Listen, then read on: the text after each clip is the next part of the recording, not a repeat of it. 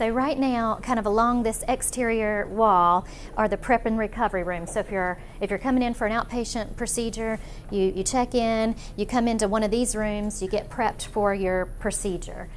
They will then take you in a stretcher. You can go either way, but we'll go this way. So inpatients and outpatients, when they're coming back from surgery, they will come this direction, excuse me. This is temporary. So this is actually the temporary control desk and holding area of the ORs. At the end of the project, though, this will convert to sterile processing department once one of our phases are complete and we move holding and control desk into their permanent home.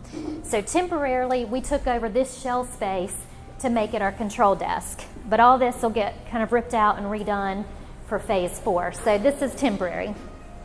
This is where inpatients will come when they're waiting to go back into an OR. They'll be here, and there's a control desk that is here.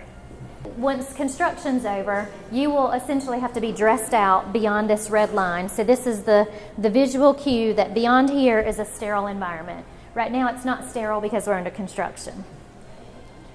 So this is all the, well, this included, this is all the addition. This is what they call the racetrack. So around that way are ORs 1 and 2, and around that way are ORs 3, 4, and 5. And temporarily, during phase 1, we will move cysto and endo out here as well. This area is the sterile corridor, so all the clean supplies and equipment, this is a true sterile environment, are beyond here. So we'll walk around and then you'll get to see ORs and kind of all of that.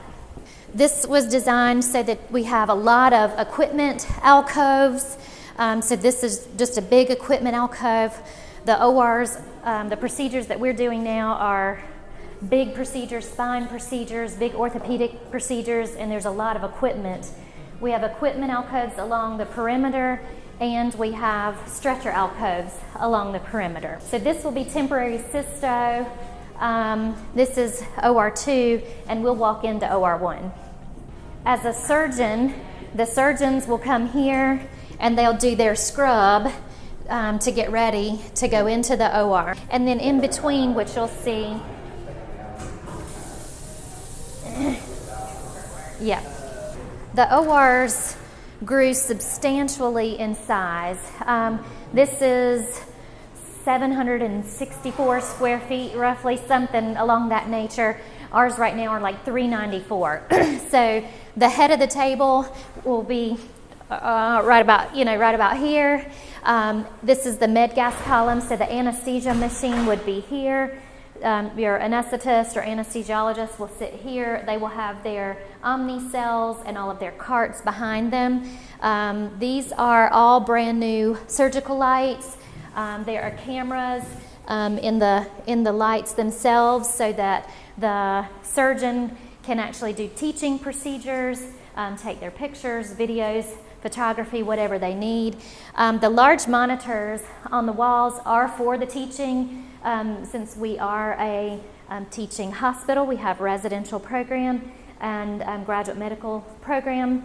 They will actually be able to do procedures here and discuss them with their classes that would be in a conference room kind of further on down. The equipment towers and booms, these are all, they will move around the OR wherever I'm not going to mess with them too much, wherever the surgeon is. There are monitors that'll be mounted on these arms and positioned wherever the surgeon needs them to be positioned. Let me move them out of the way. And then we have VPAs. I'm going to try to find one. This was a really big ad. In the ORs, we have a lot of equipment that has to be plugged in to emergency power.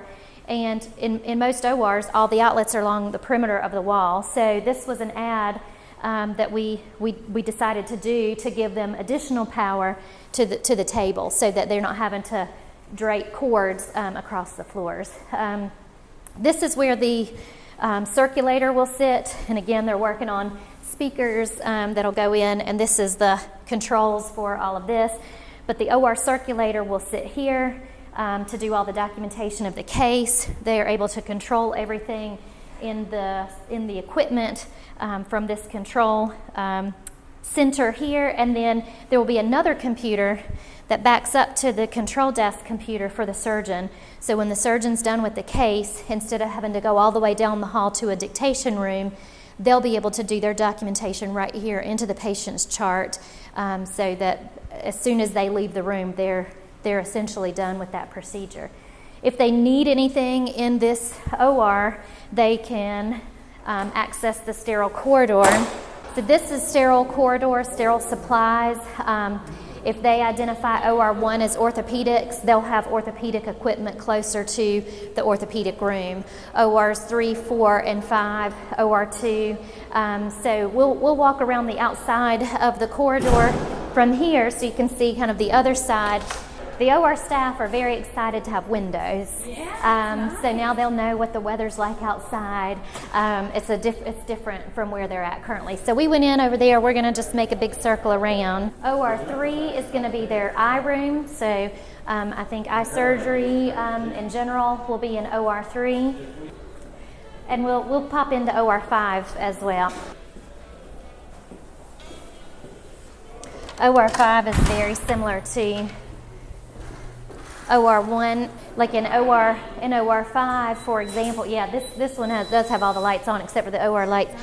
But they'll have back tables along the back. They have plenty of room at the foot of the bed to position the O-arm or C-arm or any other large diagnostic mobile equipment that they have. And again, it backs up to that center sterile corridor. Let me show you PACU.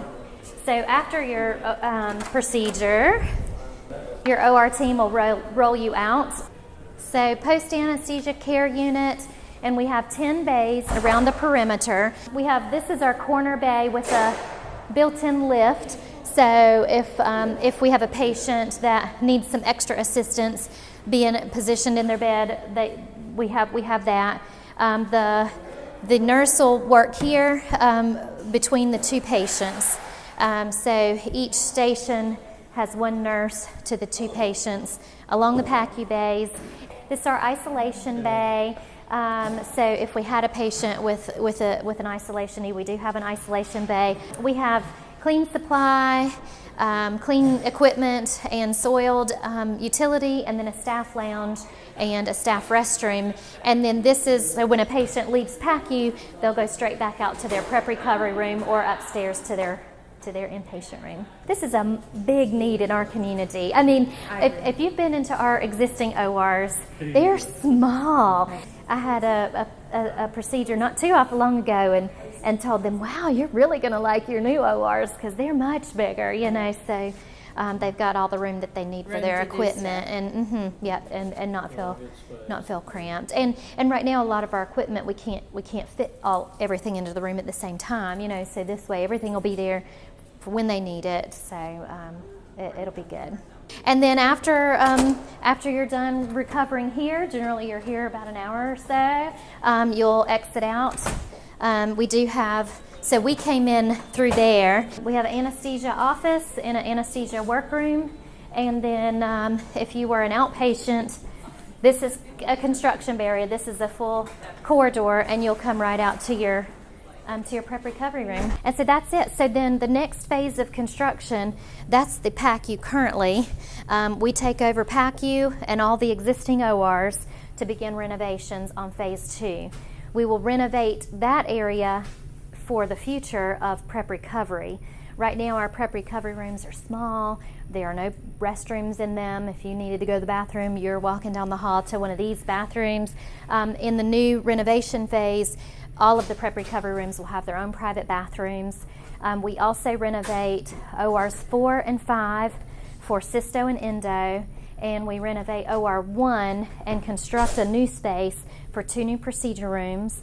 Also in that phase of renovation, we build out the big OR staff break room and conference room, which is where our teaching surgeons would be able to conference with a small group of residents or students to demonstrate their procedures. Once we've moved out of here and into that phase, we take over all of this to create our permanent locker rooms for the OR.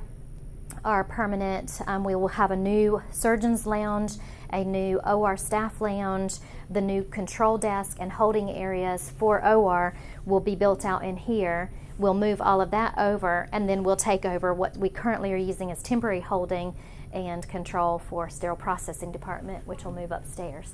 So we have 3 more phases of this project, which will take over kind of, yeah, it's like a puzzle. So, but that'll take us through the next year.